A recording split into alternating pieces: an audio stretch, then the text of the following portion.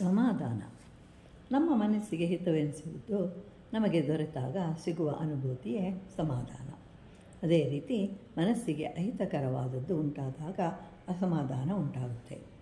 ಸಮಾಧಾನದಿಂದ ತೃಪ್ತಿ ಆನಂದಗಳು ಉಂಟಾದರೆ ಅಸಮಾಧಾನದಿಂದ ಅತೃಪ್ತಿ ಅಸಂತೋಷ ಅಹಿತಕರ ಘಟನೆಗಳು ನಡೆಯಬಹುದು. ಆದರೆ ಆ ಸಮಯದಲ್ಲಿ ಒಂದು ಕ್ಷಣ ಸಮಾಧಾನ ಚಿತ್ತರಾಗಿ ಆಲೋಚಿಸಿದಾಗ ಆ ಹಿತಕರ ಘಟನೆಗಳು ಸಂಭವಿಸುವುದಿಲ್ಲ. ಯಾವುದಾದರೂ ಅಹಿತಕರ ಘಟನೆ ನಡೆದಾಗ ಬಂಧುಗಳು ಸ್ನೇಹಿತರು ನಮಗೆ ಸಮಾಧಾನಕರವಾದ ಮಾತುಗಳನ್ನಾಡಿ ಸಮಾಧಾನ ಮಾಡಿಕೊಳ್ಳಿ ಅಂತ ಹೇಳಿ ಸಲಹೆಯನ್ನು ಕೊಡುತ್ತಾರೆ. ಇದರಿಂದ ಆ ಕ್ಷಣ ಅವರಿಗೆ ಸಮಾಧಾನ ಉಂಟಾದರೂ ಸಹ ನಿಧಾನವಾಗಿ ಮತ್ತೆ ಅಸಮಾಧಾನ ತಲೆ ಎತ್ತಿ ನಿಲ್ಲುತ್ತದೆ. ಹೀಗೆ ಅಸಮಾಧಾನವು ಸಮಾಧಾನಕ್ಕಿಂತ ಹೆಚ್ಚು ತೀವ್ರವಾಗಿರುತ್ತದೆ.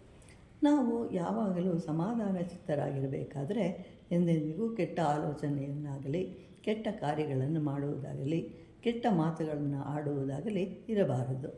ಒಳ್ಳೆಯ ಮಾತುಗಳನ್ನು ಆಡುತ್ತಾ ಒಳ್ಳೆಯ ಕಾರ್ಯಗಳನ್ನೇ ಮಾಡುತ್ತಾ ಒಳ್ಳೆಯದನ್ನೇ ಚಿಂತಿಸುವುದರಿಂದ ಪುಣ್ಯವೂ ಸಿಗುವುದರೊಂದಿಗೆ ಎಲ್ಲರಲ್ಲೂ ಒಳ್ಳೆಯ ಭಾವನೆಗಳನ್ನು ಮೂಡಿಸುವುದು. ಆದ್ದರಿಂದ ಎಲ್ಲರಿಗೂ ನಮ್ಮಲ್ಲಿ ಒಳ್ಳೆಯ ಭಾವನೆಗಳು ಉಂಟಾಗುತ್ತೆ. ಮಾನವನು ಸಮಾಧಾನವನ್ನು ಹೊಂದಬೇಕಾದರೆ ಭಗವಂತನಲ್ಲಿ ಭಕ್ತಿ ಶ್ರದ್ಧೆಗಳು ಅತ್ಯವಶ್ಯಕ. ಅವನ ನಾಮಸ್ಮರಣೆಯಿಂದ ಸದಾ ಶಾಂತಿಯಿಂದ ಕೂಡಿ ಪ್ರಸನ್ನಚಿತ್ತನಾಗಿರುತ್ತಾನೆ. ದೇವಸ್ಥಾನಗಳಲ್ಲಿ ಇಂತಹ ವಾತಾವರಣಗಳನ್ನು ಸಾಮಾನ್ಯವಾಗಿ ಕಾಣಬಹುದು. ಅಲ್ಲಿಯ ವಾತಾವರಣವು ಅತ್ಯಂತ ಶಾಂತಿಯಿಂದ ಕೂಡಿದ್ದು ಯಾವುದೇ ಸ್ಥಿತಿಯಲ್ಲಿ ದೇವಾಲಯಕ್ಕೆ ಹೋದಾಗ ಮನಸ್ಸು ಹತೋಟಿಗೆ ಬಂದು ಮಾನವನು ಶಾಂತಿ ಸಮಾಧಾನಗಳನ್ನು ಹೊಂದುವನು.